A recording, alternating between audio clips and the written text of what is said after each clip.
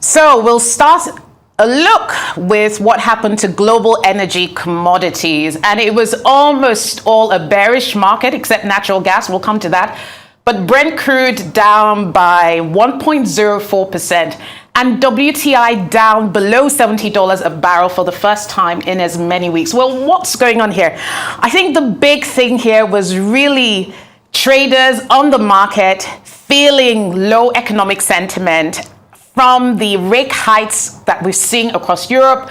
Of course, the Fed kept rates steady, but we're seeing that despite the cuts recently and rising US inventories, the market is still generally quite bearish about the oil price. So we see Brent and WTI down.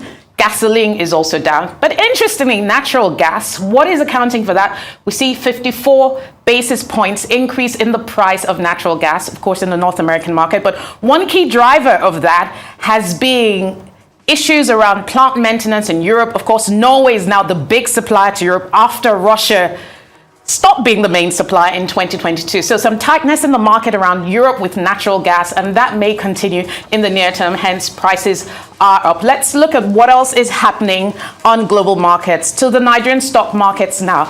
Almost a flattish week. You can see literally 1 basis point. The market pretty much stayed flat.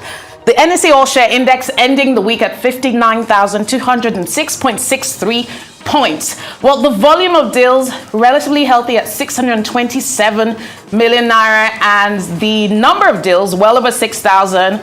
We're looking at a value of just around $11 million. That's 9.15 billion, and of course, market cap on the NSE at 32.3. It's worth bearing in mind that we saw quite a bit of price profit taking from the insurance market. Insurance stocks actually were amongst the most bearish ending to the week. And of course, consumer goods relatively buoyant, but the All Share Index flat pretty much at Friday, the 23rd of June. Let's look at what's happening elsewhere around global equities markets. It was a bloodbath in Europe, as you will see European equities closing in response to the hawkish stance by the ECB, the Norwegian central banks, the Swiss central banks. Euro Stoxx 600 down by 34 basis points, and actually one of the big drivers of that was oil and gas stocks, which on the market moved by about 2.2% down. We also saw the same in London. FTSE down, DAX in Germany down, Paris down, Spain down. Interesting times in Europe and global stock markets. The picture is no different on Wall Street as at Friday. Let's take a look at what Wall Street we're seeing. Dow down, S&P 500, and of course, NASDAQ down. The Fed did, of course, say that the market should anticipate higher rate hikes later in the year.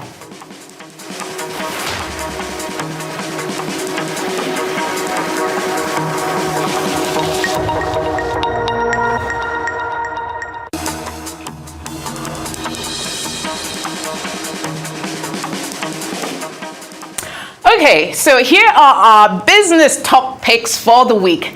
Zambia debt relief. This is a big one for President Hichilema of Zambia. The country has, in principle, agreed a restructuring of $6.3 billion worth of debt from bilateral creditors, that is, the Bretton Woods institutions. But that's not the full picture. That debt restructuring will involve a restructuring over 20 years with a 3-year grace period. But Zambia actually has about $8 billion worth of bilateral debt. So the question is, what about the remainder? And let's not also forget, the government will probably need to mirror similar terms with commercial creditors and, of course, bondholders. Of course, the big news out of London this week is the Bank of England hiking rates by 50 basis points to 5%. Now, if you're in the UK, in London, or wherever in the UK, and you're on a variable rate mortgage, you will probably feel that pinch pretty soon. And I think this stems from concerns around hikes in inflation, wage growth, wage inflation is also a concern. In fact, some market analysts are pricing in 6% rates from the Bank of England by December. Let's see how that pans out. Ghana's GDP expands by 4.2% in the first quarter of 2023. The last quarter of 2022 for Ghana, GDP was about 3.7%. So that drive is now driven by services such as health and education, and of course, agriculture. Services was up by 10% in its contribution to GDP. Interesting story here for Nigeria. July oil cargoes from Nigeria go unsold. We're talking about 2220 cargoes according to reports from Bloomberg. And this is due to the government asking many of the ship owners and stakeholders in that sector for unpaid taxes, so duties in arrears, and many ship owners are bypassing Nigeria, trading in Angola crude, Gabon crude, and Chad crude, whose differentials have risen relative to Brent. So interesting times there for unsold Nigeria oil cargoes. Goldman Sachs has joined Wall Street banks in downgrading the outlook for China. So despite government signals of trying to boost demand in that Eastern market, it seems like Goldman Sachs, JP Morgan, Bank of America, and some of the other big US banks do not buy into the signaling from the Chinese policymakers. And of course, the country is still recovering from COVID. Property market is in the doldrums. So not great sentiment there for investors for the Chinese market. And finally, the US Federal Trade Commission is suing Amazon. If you have a Prime subscription, I'm sure you'll realize it can be sometimes quite difficult to understand how the subscriptions work.